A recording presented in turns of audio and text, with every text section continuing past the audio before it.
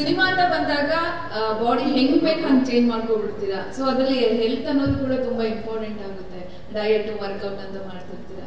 So ಈ health upset ಇಂಥವೆಲ್ಲ 100% ಆಗೇ ಆಗುತ್ತೆ. ಹೇಗೆ ಮೈಂಟೈನ್ ಮಾಡ್ತೀರಾ? ಸಿನಿಮಾಗೋಸ್ಕರ ಇಷ್ಟೊಂದು ಡೆಡಿಕೇಶನ್ ಇರ್ತೀರಲ್ಲ, ಹೇಗೆ?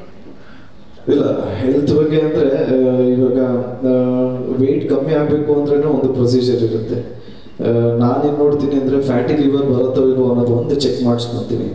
ಮತ್ತು ನಾನು ಫಾಸ್ಟಿಂಗ್ ಅಂತ ಏನಂತೀವೋ ಅದನ್ನು ಮಾಡ್ತೀನಿ. ಆಲ್ಸೋ ನಾನು ಸ್ವಲ್ಪ ಕೇರ್ ಮಾಡ್ತಾರೆ ನನ್ನ ಜೊತೆ ವರ್ಕೌಟ್ ಮಾಡಿಸೋರು ಟ್ರೈನರ್ಸ್ ಎಲ್ಲ. ತುಂಬಾ ಪರ್ಟಿಕ್ಯುಲರಾಗಿ ಇಷ್ಟೇ ತಿನ್ನಬೇಕು, ಇಷ್ಟೇ ಕ್ಯಾಲೋರೀಸ್ ತಿನ್ನಬೇಕು, ಇದನ್ನೆಲ್ಲ ಕರೆಕ್ಟಾಗಿ ಟ್ರೈನ್ ಮಾಡ್ತಾರೆ. ಸೊ ಸಣ್ಣ ಆಗೋದು, ದಪ್ಪ ಆಗೋದು, ಅಫ್ಕೋರ್ಸ್ ಸಣ್ಣ ಆಗೋದು ಒಂದು ಸ್ವಲ್ಪ ಟಾರ್ಚರೇ.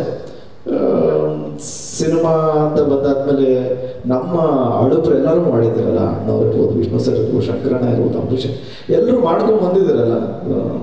ಸೊ ಅವ್ರನ್ನ ಫಾಲೋ ಮಾಡ್ತಾ ಇದೀವಿ ಅಷ್ಟೇ. ತಿಂಗಳುಗಳ ಕಾಲ ಅಥವಾ ಒಂದಿಷ್ಟು ದಿನಗಳ ಕಾಲದಲ್ಲಿ ಇಳಿಸ್ಬಿಡ್ತೀರಲ್ಲ, ಅವತ್ತು ನೋಡಿ ಹಂಗಿತ್ತು, ಇವತ್ತು ನೋಡ್ರಿ ಫುಲ್ ಸ್ಲಿಮ್ ಆಗಿದೆ. ಸೊ ಅದಕ್ಕೋಸ್ಕರ ಕೇಳ್ತೇನೆ, ಅದು ಹೇಗೆ ಸಾಧ್ಯ ಅಂತ. Personal tips